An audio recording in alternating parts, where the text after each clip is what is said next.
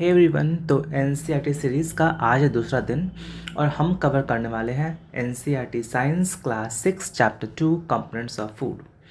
जैसा कि आपको पता है कि हम केवल उन्हीं टॉपिक्स को कवर करेंगे जो कि आपको जानना चाहिए और इसके साथ साथ जो कि एग्ज़ाम्स के पॉइंट ऑफ व्यू से काफ़ी इम्पोर्टेंट है। सबसे पहले और हमने जितने भी इम्पॉर्टेंट लाइंस हैं उसको हमने अंडरलाइन कर लिया है, तो हम बस फटाफट उसको देखते चले जाएंगे। So what do different food item contains, यानी कि हम जो खाना खाते हैं तो हमें उन खानों से क्या क्या मिलता है। अच्छा, जैसा कि आप जानते हैं कि जैसे मान लो फॉर एग्ज़ाम्पल जैसे घड़ी है, तो घड़ी को अपने आप नहीं चल सकती, घड़ी को चलने के लिए चाहिए होता है बैटरी। ठीक वैसे ही जैसे मान लो अगर कोई मोटरसाइकिल है, कोई कार है, तो वो खुद से नहीं चल सकती, उसे चलने के लिए चाहिए फ्यूल। ठीक वैसे ही हमारी जो बॉडी है, तो हमारी बॉडी को डिफरेंट टाइप्स ऑफ वर्क करने पड़ते हैं। उन सारे वर्क को करने के लिए हमें चाहिए होता है एनर्जी। और एनर्जी हमें कहाँ से मिलता है? एनर्जी मिलता है हमें फूड से, जो कि हम डेली बेसिस पे कंज्यूम करते हैं। ठीक है, चलिए। तो वही इसमें बता रहा है कि जो भी हम खाना खाते हैं, जो इंग्रेडिएंट्स हम लेते हैं, तो उससे हमारे जो इम्पॉर्टेंट कंपोनेंट्स होते हैं, जो कि हमारे बॉडी को चाहिए होता है, उस इम्पॉर्टेंट कंपोनेंट्स को हम लोग ने नाम दे दिया है न्यूट्रिएंट्स। अब ये जो न्यूट्रिएंट्स होते हैं हमारे शरीर में बहुत तरह के होते हैं, इनके बहुत टाइप्स होते हैं, बट जो मेजर न्यूट्रिएंट्स होते हैं हमारे बॉडी में वो होते हैं carbohydrates, proteins, fats, vitamins and minerals. इसके अलावा हमें चाहिए होता है डाइटरी फाइबर्स और इसके साथ साथ हमें चाहिए होता है पानी। अब हम ये देखेंगे कि हमने जो खाना खाना है, अगर हम टेस्ट करना चाहते हैं कि ये जो मेजर न्यूट्रिएंट्स हैं उनमें है कि नहीं, तो हम टेस्ट कैसे करेंगे? तो सबसे पहला टेस्ट आपका आता है टेस्ट फॉर स्टार्च, यानी कि टेस्ट फॉर कार्बोहाइड्रेट। तो हम क्या करेंगे, जिस भी खाने को हमें चेक करना होगा, हम उस खाने का स्मॉल क्वांटिटी ले लेंगे, उसका स्मॉल क्वांटिटी ले लेंगे और उस पर हम 2 से 3 ड्रॉप डाइल्यूट आयोडीन सॉल्यूशन डाल देंगे। थोड़ी देर बाद यदि उसके कलर में हमें अगर ब्लू ब्लैक कलर दिखाई देना शुरू होता है, तो इसका मतलब है कि वो जो रॉ मटेरियल हमने लिया है उसमें स्टार्च है। दूसरा टेस्ट है test for protein. Protein test करने के लिए सबसे पहले हम लेंगे सैम्पल फूड। उस फूड पे हम डालेंगे 2 drops of solution of copper sulphate और 10 drops of solution of caustic soda to the test tube. अगर उस फूड आइटम में हमें वायलेंट कलर दिखता है, तो इसका मतलब हुआ कि हमारे उस खाने में जो कि हमने सैंपल लिया है उसमें प्रोटीन है। अब टेस्ट फॉर फैट करेंगे। अब फैट्स का टेस्ट आसान होता है, हम सिंपली एक टिश्यू पेपर ले लेंगे और उसे किसी भी जो हम फूड आइटम जिसको चेक करना उसमें फ़ैट है कि नहीं, तो उस पर हम आराम से उस पेपर को पुट कर देंगे। अगर उस पेपर पे हमें ऑयली पैचेस नज़र आने लगे कुछ समय बाद, तो इसका मतलब हुआ कि उस खाने में फैट्स हैं। अब हम जो खाना खाते हैं उससे हमारे बॉडी को क्या मिलता है, जैसे कि हमने इसके पहले यहाँ देखा है, जो हमारे पास इम्पॉर्टेंट होते हैं वो होते हैं कार्बोहाइड्रेट, प्रोटीन्स, फैट्स, विटामिन्स और मिनरल्स, यानी 5 इंपॉर्टेंट होते हैं, और इसके अलावा डाइटरी फाइबर्स और वाटर। तो उस 5 में से सबसे पहले हम पढ़ेंगे कार्बोहाइड्रेट के बारे में। Carbohydrates mainly provides us energy to our body, यानी कि हम जो भी काम करते हैं, काम करने के लिए एनर्जी चाहिए होता है और वो एनर्जी हमें मिलता है कार्बोहाइड्रेट से। हालांकि जो फैट्स होते हैं, फैट्स भी हमें उतना ही एनर्जी देते हैं गिवन अमाउंट ऑफ फूड के माध्यम से। यानी कि मान लो कि अगर हमारे पास 10 ग्राम है कोई भी चीज़, तो 10 ग्राम कार्बोहाइड्रेट है और 10 ग्राम फैट्स है, तो जो 10 ग्राम फैट्स है वो हमें ज़्यादा एनर्जी देगा as compare to 10 gram of carbohydrate वाला फूड आइटम। ठीक है, इसलिए कार्बोहाइड्रेट्स और फैट्स को हम लोग बोलते हैं एनर्जी गिविंग फूड्स। ठीक है, हम लोग बोलते हैं क्या? Energy giving foods. इसके बाद जो प्रोटीन है, प्रोटीन इम्पॉर्टेंट होता है हमारे शरीर के ग्रोथ के लिए और हमारे साथ साथ जो भी रिपेयरमेंट प्रोसेस होते रहते हैं हमारे बॉडी में उसके लिए।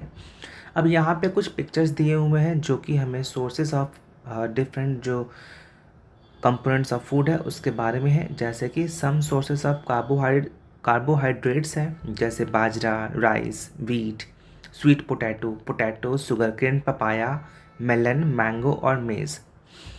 इसके बाद है सम सोर्सेस ऑफ फैट्स। तो फैट्स जो होते हैं उनके दो सोर्सेस होते हैं, एक तो होता है प्लांट सोर्स और दूसरा होता है animal source.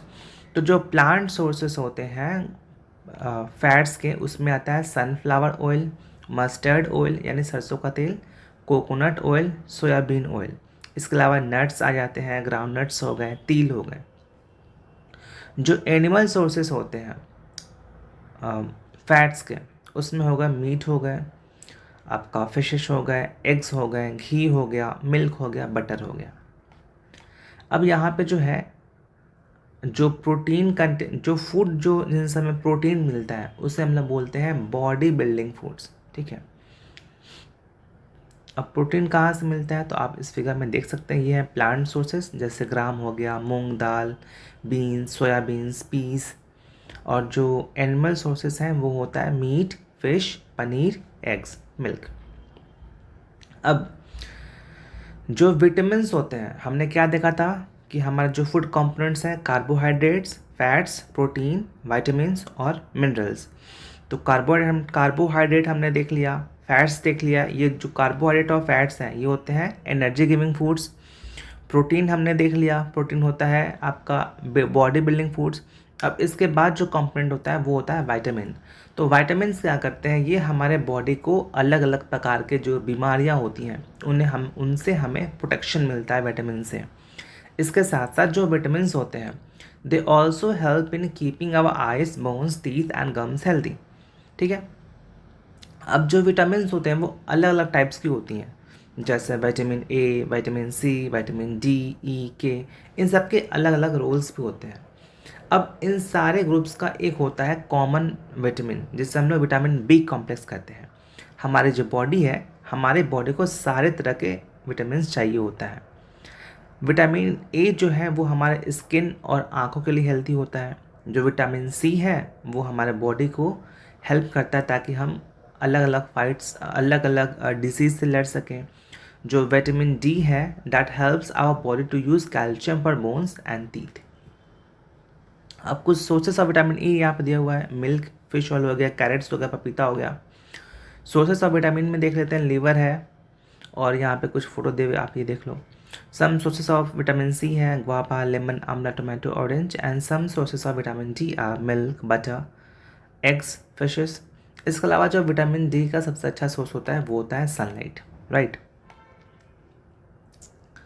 Most food items usually have more than one nutrient. You may have noticed this while recording your observation in table 2.20.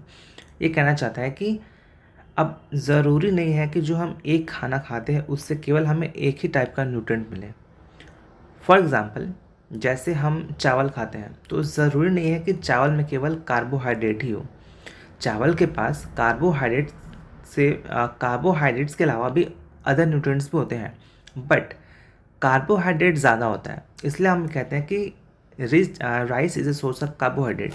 यानी कि जो भी फूड ग्रेन होते हैं उसमें जिस न्यूट्रिएंट की मात्रा ज़्यादा होती है हम उसे उस नाम से बुला लेंगे।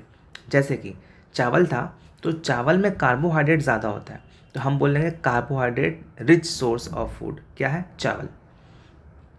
अब इन सब के अलावा हमें चाहिए होता है dietary fibres. Dietary fibres are also known as roughage, इन्हें हम लोग रफेज भी बोलते हैं। तो ये जो रफेज है ये मेनली हमें मिलते हैं प्लांट सोर्सेज से, जैसे होल ग्रेन्स हो गया, पल्सेस हो गया, potatoes, fresh fruits and vegetables are main sources of roughage.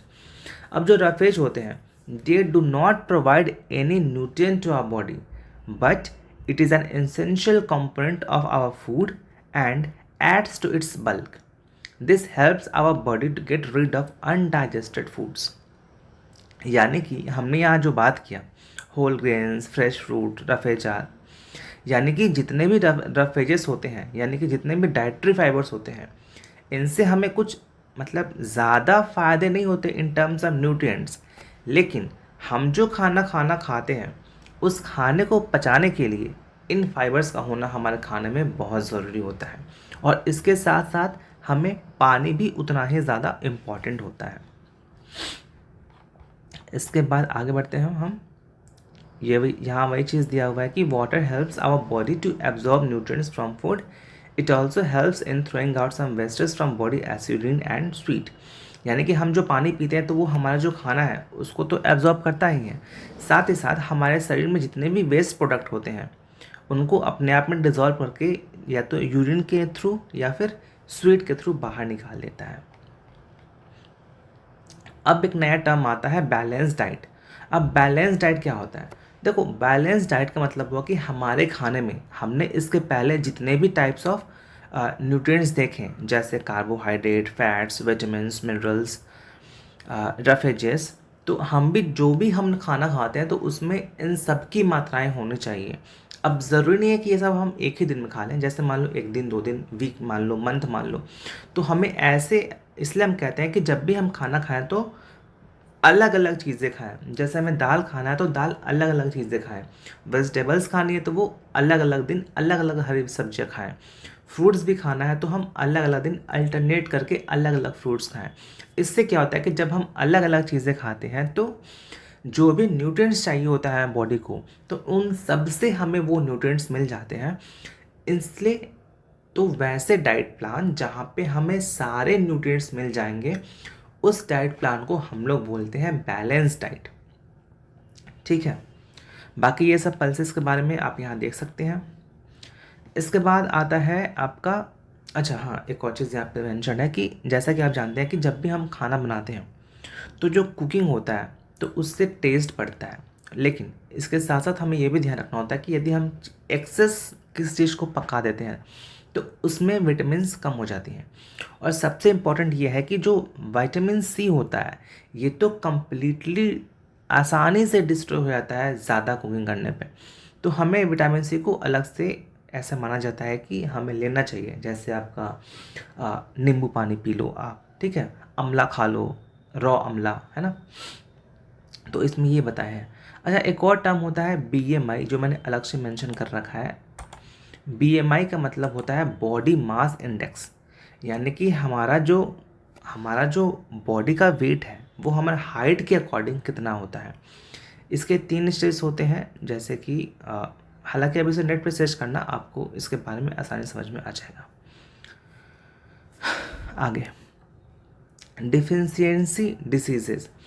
अब जैसे मान लो कि हमारे शरीर में अगर कुछ न्यूट्रिएंट्स की कमी हो जाती है, तो अगर लॉन्ग पीरियड में अगर उसी चीज़ की डिफिशियंसी हो गई तो हमें उसके कारण डिफिशियंसी डिजीज़ हो जाते हैं। जैसे कि फॉर एग्ज़ाम्पल ये आप टेबल देखेंगे, यदि हमारे शरीर में विटामिन ए की कमी हो जाए तो हमें होता है loss of vision. Vitamin B1 से होता है बेरी बेरी, विटामिन सी से हो जाता है स्कर्वी, विटामिन डी ना लो तो हो जाएगा रिकेट, कैल्शियम की कमी हो जाएगी bone and tooth decay, iodine से ग्वाइटर और आयरन की कमी से होता है अनीमिया। ठीक है, तो इन सब चीज़ों पर भी हमें ध्यान देना चाहिए कि ताकि जो भी विटामिन या मिनरल्स हैं उनकी कमी ना हो। तो इसलिए हमें बैलेंस डाइट लेना बहुत ज़रूरी हो जाता है।